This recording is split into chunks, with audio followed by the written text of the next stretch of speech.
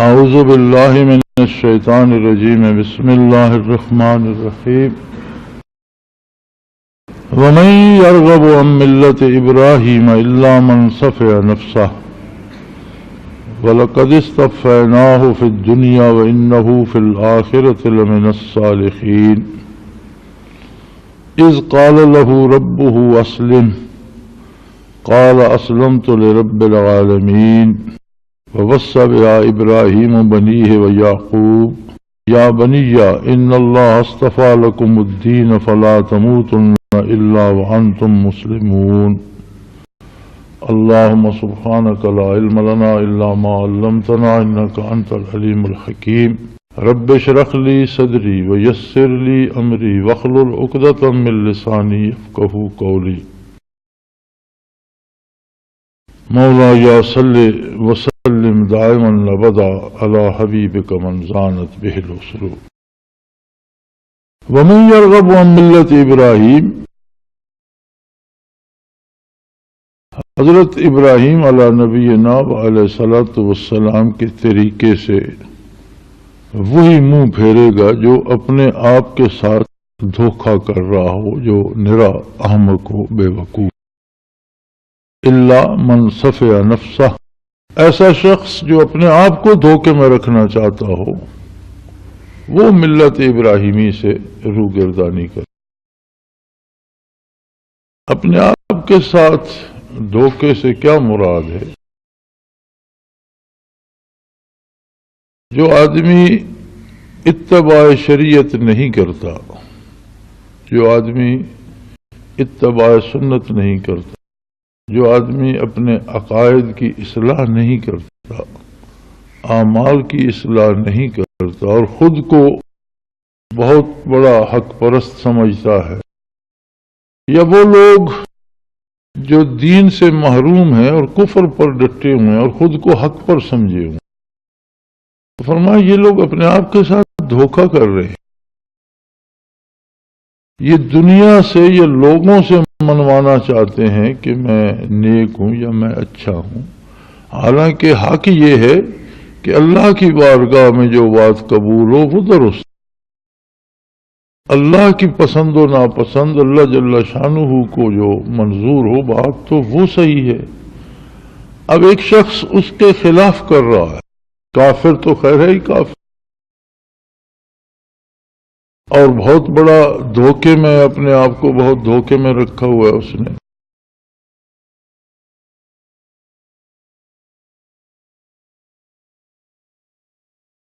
لیکن جو اپنے مسلمان ہونے کا مدعی ہے اور جسے اللہ نے دین نصیب کیا ہے، اس کے لیے بھی شرط یہ ہے کہ عقائد سے لے کر اعمال تک اللہ کے احکام کی پیروی کرے، اپنی طرف سے باتیں جوڑ جوڑ کر عقیدے اور اعمال گھڑتا نہ رہے۔ اگر ایسا کرے گا تو اسے وہ نیکی سمجھے گا، حالانکہ وہ جرم ہوگا، اور وہ خود کو بڑا پارسا سمجھے گا، حالانکہ اس کے خلاف چارج شیٹ بن رہی ہوگی۔ تو فرمایا ملت ابراہیمی جو ہے یا طریق ابراہیمی جو ہے، یہ حضرت ابراہیم علیہ نبینا علیہ الصلوۃ والسلام کا جو طریقہ کار رہا ہے، اگر اس سے کوئی ہٹتا ہے تو وہ اپنے آپ کے ساتھ دھوکہ کر رہا ہے، اس لیے کہ حضرت ابراہیم اللہ کے وہ مقبول بندے ہیں، وَلَقَدِ اصْطَفَيْنَاهُ فِي الدُّنْيَا، کہ ہم نے اسے دنیا میں بھی منتخب کر لیا تھا، اپنی رحمت، اپنے احسانات، اپنے کرم کے لیے وہ خلیل اللہ تھے۔ اور اِنَّهُ فِي الْآخِرَةِ لَمِنَ الصَّالِحِينَ، اور آخرت میں بھی ان کا شمار اللہ کے مقرب بندوں میں ہے۔ دنیا و آخرت میں وہ سربلند ہیں، اللہ کے مقبول ہیں، اللہ کے خلیل ہیں۔ تو جو ان کے طریقہ کار کو چھوڑے گا، ان کی ملت کو چھوڑے گا۔ یہاں ایک سوال آتا ہے اور بہت دفعہ لوگوں نے پوچھا بھی ہے کہ ہم اتباع کرتے ہیں آقا نامدار حضرت محمد الرسول اللہ صلی اللہ علیہ وسلم کا، اور کہا جاتا ہے ملت ابراہیمی، تو یہ عجیب سی بات لگتی ہے کہ ہم اتباع تو حضور کا کر رہے ہیں اور ملت ابراہیمی کہلا رہے ہیں۔ تو یہاں اللہ کریم نے اس کی وضاحت فرما دی کہ ملت ابراہیمی یا طریق ابراہیمی ہے کیا، کس بات سے مراد ہے ملت ابراہیمی، چونکہ یہاں ملت ہی کے لفظ میں یرغب عن ملت ابراہیم، ملت ابراہیم سے کون منہ پھیرے گا سوائے کسی بد نصیب کے جو اپنے آپ کے ساتھ دھوکہ کر رہا ہو۔ فرمایا ملت ابراہیم یہ ہے، اذ قال له ربه اسلم قال اسلمت لرب العالمین، یہ ہے ملت ابراہیم۔ جب اللہ نے انہیں حکم دیا کہ آپ میری فرما برداری اختیار کرے، سر تسلیم خم کرے، تو انہوں نے فرمایا کہ سر تسلیم خم ہے، اور جو آپ کا حکم ہے، جو اللہ کا حکم ہے، میں اس کا اطاعت گزار۔ یہ ہے ملت ابراہیم۔ ابراہیم علی نبینا علیہ الصلوۃ والسلام کا طریق کیا ہے کہ ہر کام میں اللہ کی اور اللہ کے حبیب کی اطاعت کی جائے بغیر کسی شرط کے، غیر مشروط اطاعت۔ یہ بالکل اسی طرح ہے جیسے ہمارے سلسلے کو نقش بندیہ اویسیہ کہا جاتا ہے، حالانکہ حضرت اویس رحمت اللہ تعالی علیہ ہمارے سلسلے کے مشائخ میں نہیں ہیں، لیکن ہماری نسبت وہ ہے جو انہیں نصیب، اس لیے نقش بندیہ اویسیہ کہا جاتا ہے۔ نسبت ہوتا ہے وہ طریقہ جس سے برکات اور فیض حاصل کیا۔ تو حضرت اویس رحمت اللہ تعالی علیہ زندگی بھر بارگاہ نبوی میں حاضر نہیں ہو سکے، تابعین میں ان کا شمار ہوتا ہے، اپنی مجبوریوں کی وجہ سے حاضر نہیں ہو سکے، لیکن عشق رسول کا یہ عالم تھا کہ سینکڑوں میل دور رہ کر بھی انہوں نے وہ توجہ حاصل کی جس نے انہیں بہت اعلیٰ مقام پہ پہنچا دی۔ یعنی جو بدنی فاصلہ تھا یا جو زمینی فاصلہ تھا، اس کے باوجود انہوں نے برکات نبوی اس قدر سمیٹی کہ نبی کریم صلی اللہ علیہ وسلم نے صحابہ کرام سے ارشاد فرمایا کہ میرے بعد تم میں سے کسی کو اس طرف جانا نصیب ہو تو اویس سے ملنا، اسے میرا سلام کہنا اور اسے کہنا میری امت کے لیے دعا کرے۔ اور سیدنا فاروق اعظم رضی اللہ تعالی عنہ اپنے عہد خلافت میں انہیں تلاش کر کے وہاں پہنچے اور نبی کریم صلی اللہ علیہ وسلم کا سلام پہنچایا اور دعا کے لیے آپ کا حکم ان تک پہنچا۔ تو ہمارے سلسلے میں بھی ایک خاص مقام سے آگے، سالک المجذوبی سے آگے جب سالک جاتا ہے تو اس کے بعد اس کا جسمانی طور پر وہاں موجود ہونا شرط نہیں، بلکہ دنیا کے کسی گوشے میں بھی ہو تو اسے برکات اور انوارات وہاں پہنچتے رہتے ہیں۔ یعنی طریقہ کار وہ ہے جو اویس رضی اللہ عنہ کو نبی کریم کے ساتھ تھا۔ ہمارے سلسلے کے لوگوں کا اپنے شیخ کے ساتھ اس طرح کا تعلق ہوتا ہے، اس لیے اسے نسبت اویسیہ کہتے ہیں۔ ابراہیم اللہ نبینا کی ملت یہ ہے کہ اللہ اللہ کے رسول کی غیر مشروط اطاعت کی جائے، سر تسلیم خم ہے جو مزاج یار میں آئے، اسے کہتے ہیں ملت ابراہیمی۔ تو ملت ابراہیمی کا سی فرمایا اذ قال له ربه اسلم، جب اللہ نے انہیں حکم دیا کہ سر تسلیم خم کر دیجئے، قال اسلمت لرب العالمین، انہوں نے عرض کیا کہ میں کائنات کے پروردگار کے سامنے سر تسلیم خم کرتا ہوں۔ اور نہ صرف یہ بلکہ وصّى بها ابراہیم بنیہ ویعقوب، حضرت ابراہیم علیہ السلام نے، حضرت اسحاق علیہ السلام نے، حضرت یعقوب علیہ السلام نے اپنی اولاد کو بھی یہ وصیت کی، دنیا سے رخصت ہوتے وقت جو بات کہی جاتی ہے یا جو حکم دیا جاتا ہے اسے وصیت کہتے ہیں۔ تو یہ وصیت کی یا بنی ان اللہ اصطفیٰ لکم الدین، کہ اے میرے جگر گوشو، اللہ نے تمہارے لیے دین حق پسند فرما لیا ہے۔ فلا تموتن الا وانتم مسلمون، اور موت بھی آ جائے تو تمہیں موت اسلام پر اور تسلیم و رضا پر آئے۔ اسلام یہی تسلیم، اسلام ان کا مصدر ایک ہی ہے اور ان سے مراد اطاعت گزاری ہے۔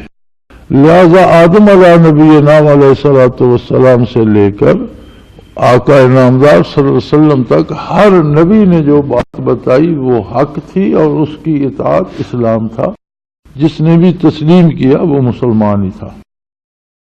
تو انہوں نے اپنی اولاد کو نہ یہ کہ ساری زندگی اطاعت کا حق ادا کر دیا، بلکہ دنیا سے رخصت ہوتے وقت اولاد کو بھی یہ وصیت کی کہ دین حق جو ہے یہ اللہ کا پسندیدہ ہے اور اللہ نے اسے چن لیا ہے، لہذا تم خوش قسمت ہو کہ تمہیں دین حق نصیب ہے.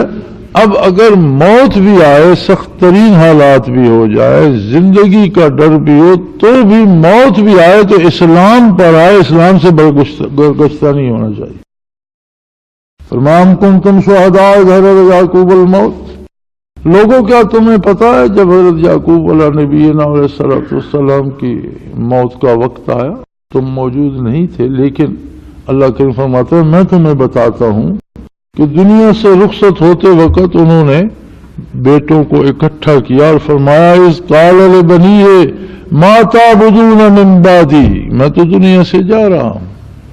نہ ابراہیم علیہ السلام نے کسی جاگیر کی یا مال و دولت کی یا کسی زمین کی یا کسی گھر کی یا کسی تجارت کی بات کی، نہ یعقوب علیہ السلام نے کوئی ایسی بات کی. فرمایا جب موت کا وقت آیا تو بچوں کو اکٹھا کیا اور فرمایا میرے بعد تم کس کی عبادت کرو گے؟ ما تعبدون من بعدی، میرے ساتھ تو تم اللہ واحد لا شریک کی عبادت کرتے رہے، اب میں دنیا سے جا رہا ہوں، میرے بعد تمہارا طریقہ کار کیا ہوگا؟ قالوا نعبد الہک و الہ آبائک ابراہیم و اسماعیل و اسحاق الہا واحد ونحن لہ مسلمون. انہوں نے عرض کی کہ ابا جان ہم اسی رب کی، اسی پروردگار کی، اسی مالک کی عبادت کریں گے جو آپ کا معبود تھا. یہ بڑی غور طلب بات ہے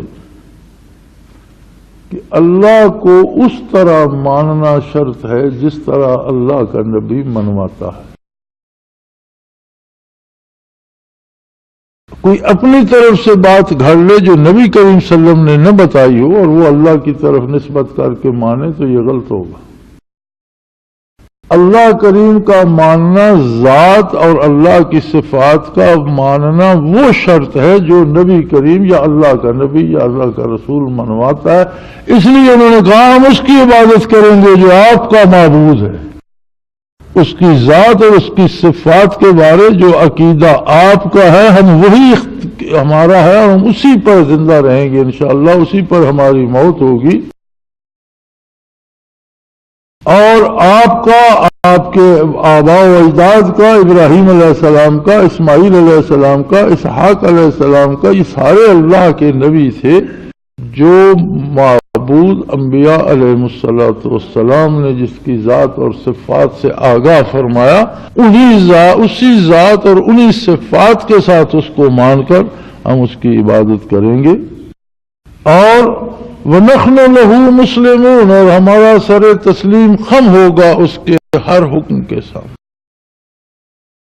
یہی اسلام ہے. ایک غلط فہمی ہمیں ہو جاتی ہے کہ ہم کچھ رسومات گھڑ لیتے ہیں اور انہیں دین سمجھ لیتے ہیں. ایک عجیب بات ہے، بعض رسمیں ایسی ہوتی ہیں جو شرعاً منع نہیں ہیں، لیکن اگر اس رسم کو رسم سمجھا جائے پھر تو منع نہیں ہے. اگر اس رسم کو عبادت سمجھا جائے تو پھر ضروری ہے کہ وہ رسول اللہ صلی اللہ علیہ وسلم سے ثابت ہو، اللہ کی کتاب سے ثابت ہو، اللہ کے حبیب سے ثابت ہو. اگر ایسا نہیں ہے تو پھر وہ بے دینی بن جاتی. اپنی اصل میں بعض کام مباح ہوتے ہیں اور انہیں مباح سمجھ کر کیا جائے تو خیر ہے، لیکن اگر اسے عبادت سمجھ کر کیا جائے تو عبادت کے لیے ضروری ہے کہ اللہ کا حکم ہو یا اللہ کے نبی کا حکم موجود ہو کہ یہ کام کرنا عبادت ہے، ورنہ کوئی کام عبادت نہیں ہے اگر اس کا ذکر حضور اکرم صلی اللہ علیہ وسلم نے نہیں فرمایا یا اس کے بارے قرآن نے تعلیم نہیں فرمائی. تو فرمایا تلک امت قد خلت، یہ ایک مقدس جماعت تھی جو دنیا سے گزر گئی. اب تم اس بات کو پکڑ کر بیٹھ رہو کہ میں حضرت ابراہیم کی اولاد میں سے ہوں، میں حضرت اسماعیل کی اولاد میں سے ہوں، میں حضرت یعقوب کی اولاد میں سے ہوں، میں حضرت اسحاق کی اولاد میں سے ہوں. بھائی اولاد میں ہونے سے تب فرق پڑے گا جب تم اولاد بھی ان کے ہو اور اتباع بھی ان کا کرو، پھر تو سونے پہ سہاگا ہو گیا. لیکن اگر اتباع چھوڑ دو گے تو پھر اولاد ہونے کا کچھ تم پر مزید جرم ہی عائد ہوگا کہ اولاد ہو کر تم نے بھی اتباع چھوڑ دیا. یہ نیک لوگ تھے، اللہ کے برگزیدہ بندے تھے جو دنیا سے گزر چکے. لہا ما کسبت، انہوں نے جو کیا، جو کمایا وہ ان کا حصہ ہے. وَلَكُمْ مَا كَسَبْتُمْ، تمہارے لیے وہ ہے جو تم خود کرو گے. تمہارا اپنا عقیدہ، تمہارا اپنے اعمال تمہارے پیش آئیں گے. اس بات سے کوئی فرق نہیں پڑے گا کہ تم ان کے رشتہ دار ہو یا ان کی اولاد میں سے ہو، نہیں، بلکہ لہا ما کسبت، جو انہوں نے کمایا وہ ان کے لیے. وَلَكُمْ مَا كَسَبْتُمْ، تمہارے کام وہ آئے گا جو تم خود کماؤ گے. وَلَا تُسْأَلُونَ عَمَّا كَانُوا يَعْمَلُونَ،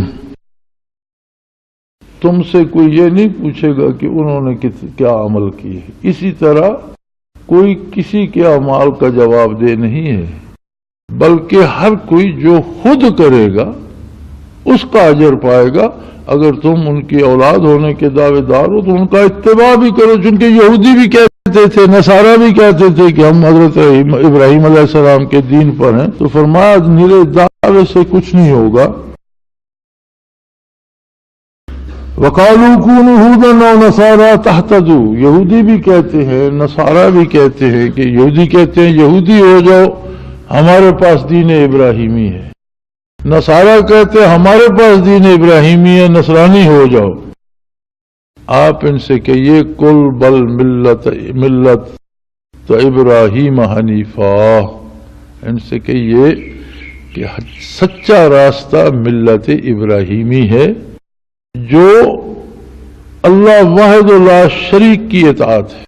ملت ابراہیم سے مراد اطاعت آ گئی. پھر یعنی ملت ابراہیمی کیا ہے کہ غیر مشروط اطاعت اللہ کی جائے واحد لا شریک سمجھ کر. اور یہ بات یاد رکھ لو، وَمَا كَانَ مِنَ الْمُشْرِكِينَ، ابراہیم علیہ السلام شرک کرنے والوں میں سے نہیں تھے. تم تو مشرک ہو، تم جو نصرانی کہلاتے ہو، تم نے عیسیٰ علیہ السلام کو اللہ کا بیٹا مان لیا اور مشرک ہو گئے.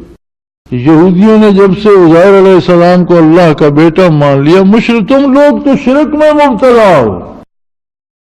اور ابراہیم علیہ السلام تو اللہ کے کھرے حنیفہ، کھرے بندے تھے، وہ مشرکوں میں سے تو نہیں تھے، اور تم دعویٰ کرتے ہو ان کی ملت ہونے کا. قولوا آمنا باللہ وما انزل الینا وما انزل الی ابراہیم واسماعیل واسحاق ویعقوب والاسباط وما اوتی موسیٰ وعیسیٰ وما اوتی النبیون من ربہم.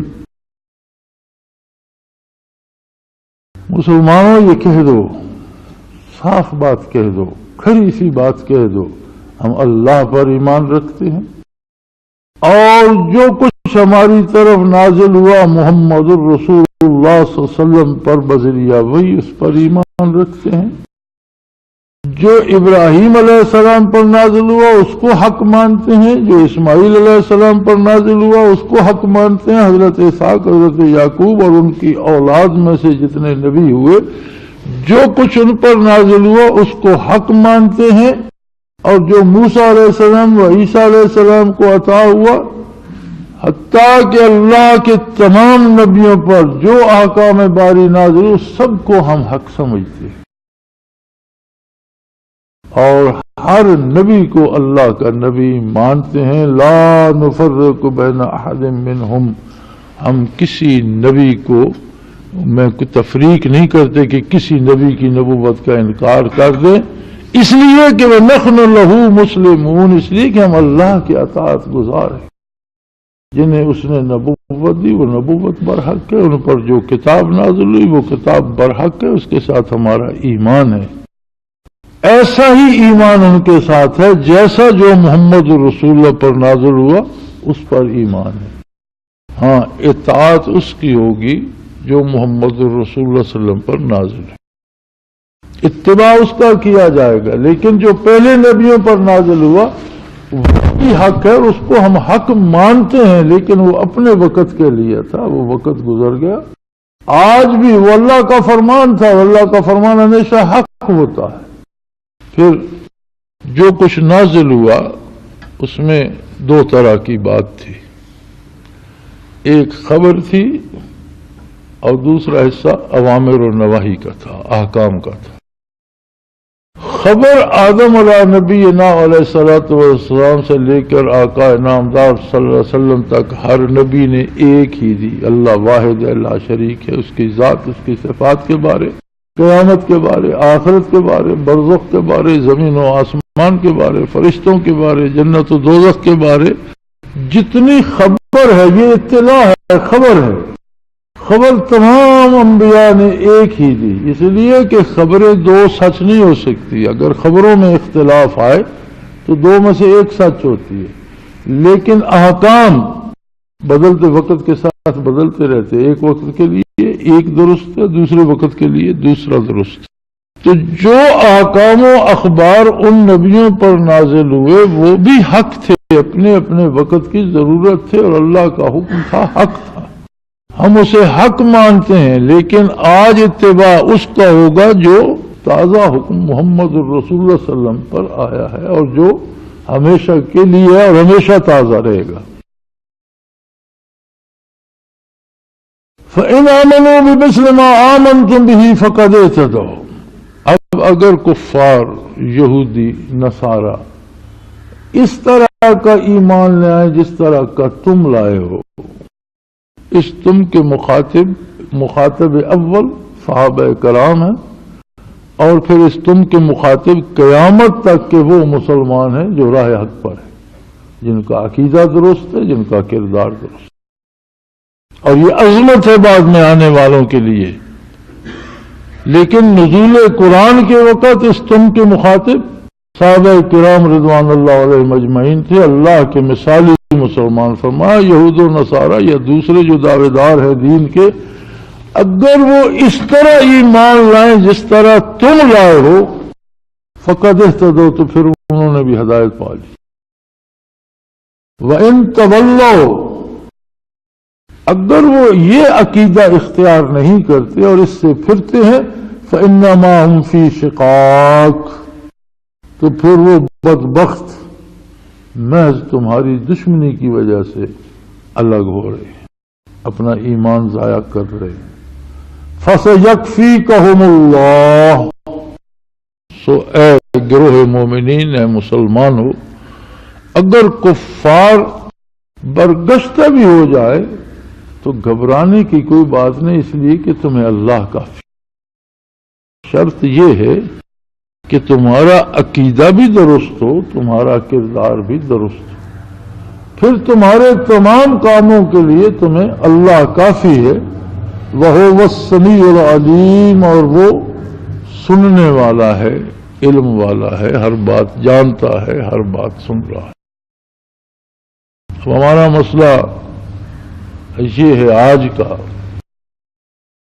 کہ ہم یہ سمجھتے ہیں کہ روئے زمین پر صرف مسلمان خوار ہو رہے ہیں اور کفار جو ہیں وہ ہم پر غالب آ رہے ہیں، لیکن ہم یہ بات بھول جاتے ہیں کہ قرآن کریم نے ہمیں جو حکم دیا ہے وہ یہ ہے کہ مسلمان ہم تب ہیں جب ہمارا عقیدہ بھی وہ ہو جو رسول اللہ صلی اللہ علیہ وسلم نے بتایا، اور عمل بھی وہ ہو جو محمد الرسول اللہ نے بتایا۔ پھر اس بات سے کوئی کافر خفا ہوتا ہے تو ہوتا رہے، فَسَيَكْفِيكَهُمُ اللَّهُ، پھر تمہیں اللہ کافی۔ حضرت عثمان رضی اللہ تعالی عنہ وقت شہادت قرآن کریم کی تلاوت فرما رہے تھے، جب آپ کو نیزہ مارا گیا تو آپ کا خون مبارک جب گرا تو اسی آئے مبارک پہ گرا، فَسَيَكْفِيكَهُمُ اللَّهُ۔ وہ قرآن مجید آج تک ترکی کے توپ کاپی عجائب گھر میں محفوظ ہے آپ کے خون سمیت، اور اللہ ایسا کافی ہوا کہ مدتوں پھر قاتل اور قاتلوں کا گروہ شکار ہوتا رہا موت کا اور سختیوں کا، اور تاریخ بھری پڑی ہے کہ بعد میں کتنی خانہ جنگیاں ہوئیں اور کتنا قتل عام ہوا۔ امور کے اثرات بڑی دیر تک جاتے ہیں۔ میں اگلے دن حیران ہو رہا تھا کہ عراق کی سرزمین وہ سرزمین ہے، کربلا اسی ملک کا حصہ ہے جہاں خاندان نبوت کو انتہائی بے دردی اور ظالمانہ طریقے سے شہید کر دیا گیا۔ حضرت امام جعفر رحمۃ اللہ تعالی علیہ بیت اللہ شریف میں تشریف فرما تھے۔ کوئی بندہ طواف کر رہا تھا یا نماز پڑھنے آیا تو حالت احرام میں جوں یا مکھی یا مچھر مارنا منع ہے، لیکن کوئی اتنا جرم نہیں ہے کہ اس کے حد لگ جائے۔ کسی سے اتفاقاً مر جائے تو کوئی تھوڑی سی خیرات کر دے۔ تو ایک شخص نے ان سے جا کر مسئلہ پوچھا کہ حضرت میں نے احرام باندھا ہوا ہے اور مجھ سے ایک مکھی ماری گئی، مجھے خیال نہیں رہا، مکھی آ کر بیٹھی منہ پر یا کہیں میں نے ایسے کیا تو وہ مر گئی، تو میں کیا کروں؟ تو انہیں بہت عجیب سا لگا، یہ کیوں اس کو اتنی اہمیت دے رہا ہے، جبکہ جانتا ہے کہ مکھی مر گئی تو وہاں دانے ملتے ہیں، ایک مٹھی بھر دانے لے کر خیرات کسی غریب کو ایک آدھ روپیہ دونی چونی دے دو تو کفارہ ہو جائے گا، تو یہ کیوں پوچھ رہا ہے مجھ سے، اتنا پارسا کہاں سے ہے؟ تو انہوں نے جواب دینے کی بجائے پوچھا کہ تم کہاں سے آئے ہو؟ انہوں نے عرض کیا جی میں عراق سے آیا ہوں۔ تو آپ نے فرمایا تم لوگوں نے سارا خاندان نبوت ذبح کر دیا، مسئلہ کسی سے نہیں پوچھا، آج مکھی کا مسئلہ پوچھتے ہو؟ لیکن میں یہ سمجھتا ہوں کہ خانواد نبوت کی شہادت نے اس سرزمین کو شاید ہمیشہ کے لیے قتل و غارت کی اس میں مبتلا کر دیا کہ تب سے لے کر اب تک حضرت حسین رضی اللہ عنہ کی شہادت سے لے کر اب تک اس زمین پر قتل عام ہی ہو رہا ہے اور خون ہی بہہ رہا ہے۔ ہر دور میں، یہ نہیں کہ صرف امریکہ نے وہاں ظلم کیا ہے، آپ اس کی تاریخ اٹھا کر دیکھیں، تب سے اب تک قتل و غارت گری ہوتی چلی آ رہی، وہ اثرات رہ جاتے ہیں امور کے۔ سیدنا عثمان رضی اللہ تعالیٰ عنہ کی شہادت کے بعد ایسی خانہ جنگیاں اور ایسی جنگیں ہوئیں کہ پتہ نہیں لاکھوں لوگ اس میں کام آ گئے، اور ابھی تک ملت کی شیرازہ بندی نہیں ہو سکی، ابھی تک مسلمان ایک نہیں ہو سکے۔ کیسی عجیب بات، ایک ایک عمل کا اثر اتنا رہ جاتا ہے اور اتنا دیر پا ہوتا ہے کہ اس سے بعد آج تک مسلمان ایک نہیں ہو سکے، فرقہ بندیوں میں بٹ گئے اور آپس میں لڑتے رہتے ہیں، ایک دوسرے کو قتل کرتے رہتے ہیں۔ تو فرمایا اگر تم اپنا ایمان درست کر لو، ایمان وہی ہو جو رسول اللہ صلی اللہ علیہ وسلم نے تعلیم فرمایا ہے، اعمال وہی ہو جو سنت سنیہ کے مطابق ہوں، اور پھر کفار تم سے بگڑتے ہیں اور کہتے یہ کر دیں گے، وہ پھر کچھ نہیں کر سکتے، اس لیے فَسَيَكْفِيكَهُمُ اللَّهُ، تمہیں اللہ کافی ہے، وَهُوَ السَّمِيعُ الْعَلِيمُ، وہ سنتا بھی ہے اور وہ علم بھی رکھتا ہے۔ اور یاد رکھو مسلمانی کیا ہے؟ صبغۃ اللہ، مسلمانی اللہ کا رنگ ہے۔ یعنی ایک بندے پہ اس سے کوئی دیکھے تو کہے مسلمان ہے، اس سے بات کرے تو سمجھ آئے مسلمان ہے، اس سے لین دین کرے تو پتہ چلے یہ، اس پر ایک رنگ چڑھ جاتا ہے، صبغۃ اللہ، اللہ کا رنگ، کہ ہر بات میں وہ اللہ کی بات کرتا ہے، ملتا ہے تو اللہ کی رحمت پیش کرتا ہے، بچھڑتا ہے تو اللہ کی رحمت پیش کرتا ہے، بات کرتا ہے تو بسم اللہ سے کرتا ہے، اللہ کے نام سے کرتا ہے، الحمدللہ پہ کرتا ہے، اٹھتا بیٹھتا ہے تو اللہ اکبر کہتا ہے، کھاتا پیتا ہے تو اللہ کا نام لیتا ہے، لین دین کرتا ہے، ایک رنگ ہے اللہ کا جس میں وہ رنگا ہوا ہے، صبغۃ اللہ۔ ومن احسن من اللہ صبغۃ ونحن لہ عابدون، اور اللہ کے رنگ سے کس کا رنگ اچھا ہو سکتا ہے؟ یہودیوں نے اپنے لیے ایک رنگ منتخب کر لیا، عیسائیوں نے اپنے لیے ایک رنگ منتخب کر لیا، بلکہ عیسائی تو بچہ پیدا ہو تو اسے رنگدار پانی میں ڈبو کر کہتے اب یہ رنگ آ گیا، عیسائی ہو گیا۔ فرمایا یہ رنگ نہیں ہے، رنگ وہ ہے جو ایمان، عقیدے، نظریے سے لے کر کردار تک رنگ دے بندے کو۔ حضرت رحمۃ اللہ علیہ بڑی حسرت سے فرمایا کرتے تھے کہ اگر آج کوئی صحابی دنیا پہ واپس آ جائے تو وہ ہمیں دیکھ کر پریشان ہو جائے کہ یہ خود کو مسلمان کہلاتے ہیں، یہ مسلمانی ہے، اور آج کا مسلمان اسے دیکھ کر کہے گا یہ کوئی پاگل ہے۔ یہ اتنا فاصلہ ہو گیا ہے۔ تم یہودی اور نصارہ ہمارے ساتھ اللہ کی ذات میں بحث کرتے ہو، تم کبھی اللہ کے لیے بیٹے ثابت کرتے ہو، کبھی بیٹیاں ثابت کرتے ہو، کبھی اللہ کے ساتھ کوئی بات بناتے ہو، کبھی کوئی هو ربنا وربکم، وہ تو ایسا ہے کہ ہمارا پالن ہار بھی وہی ہے اور تمہارا پالن ہار بھی وہی ہے، تمہیں بھی زندگی، رزق، روزی، سما، بصارت جو کچھ دے رہا ہے وہی، تمہارا پروردگار بھی وہی ہے، ہمارا پروردگار بھی وہی ہے۔ اور ایک بات یاد رکھو، وَلَنَا أَعْمَالُنَا وَلَكُمْ أَعْمَالُكُمْ، ہمیں ہمارا کردار پیش آئے گا، ہمارے اعمال ہمارے لیے اور تمہارے اعمال تمہارے لیے ہیں۔ وَنَحْنُ لَهُ مُخْلِصُونَ، لیکن ایک بات یاد رکھو کہ ہم اللہ کے ساتھ خالص ہیں، کوئی ایج پیچ نہیں ہے، اس میں کوئی رسم رواج نہیں ہے، ہم اللہ اور اللہ کے رسول کے حکم کے اطاعت گزار ہیں۔ ام تقولون ان ابراہیم و اسماعیل و اسحاق و یعقوب والاسباط کانوا ھودا و نصارا، تم کہتے ہو کہ حضرت ابراہیم علیہ السلام، حضرت اسماعیل علیہ السلام، حضرت اسحاق علیہ السلام، حضرت یعقوب علیہ السلام یا ان کی اولاد، یہ نصارہ کہتے ہیں وہ نصرانی تھے، یہودی کہتے ہیں وہ یہودی تھے، جو دین ہمارے پاس ہے یہ ان کا دین تھا۔ فرمایا تم جھوٹ بولتے ہو۔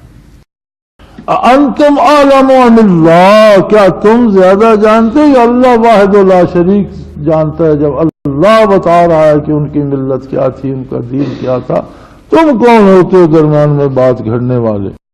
اور پھر تمہاری جو حقیقی اور اصل کتابیں تمہارے پاس آئیں ان میں بھی یہ بات موجود ہے کہ وہ اللہ کو واحد لا شریک سمجھتے تھے، لیکن تم اس بات کو چھپاتے اور اللہ کے بیٹے بناتے اور اللہ کی بیوی بتاتے اور اللہ کی اولاد بتاتے ہو، اور اس سے بڑا ظلم، اس سے بڑا ظالم کون ہوگا؟ وَمَنْ أَظْلَمُ مِمَّنْ كَتَمَ شَهَادَةً عِنْدَهُ مِنَ اللَّهِ، اس سے بڑا ظالم کون ہوگا جس کے پاس اللہ کی طرف سے شہادت موجود ہو لیکن وہ لوگوں کو سے چھپا دے، حق موجود ہو لیکن لوگ، تمہاری کتابوں میں وہ موجود ہے کہ اللہ واحد لا شریک ہے، تم لوگوں سے چھپا لیتے ہو۔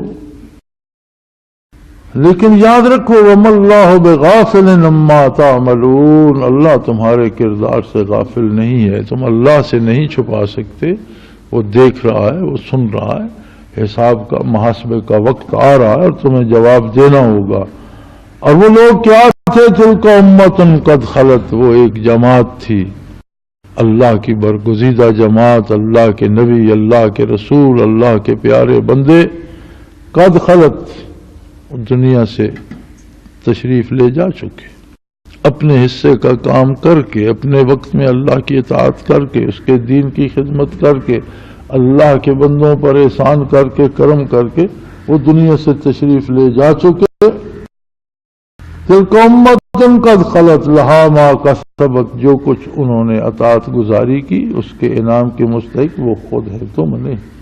وَلَكُمْ مَا كَسَبْتُمْ، اور تمہیں وہ ملے گا جو تمہارے کرتوت ہے، جو تم کر رہے ہو اس کا بدلہ تمہیں ملے گا۔ وَلَا تُسْأَلُونَ عَمَّا كَانُوا يَعْمَلُونَ، تم سے یہ نہیں پوچھا جائے گا کہ وہ کیا کرتے تھے کہ اس پر تمہیں انعام ملے، تم سے وہ پوچھا جائے گا جو تم کر رہے ہو، اور اس پر جو اجر ہوگا وہ تمہیں ملے گا۔ وآخر دعوانا ان الحمد للہ رب العالمین۔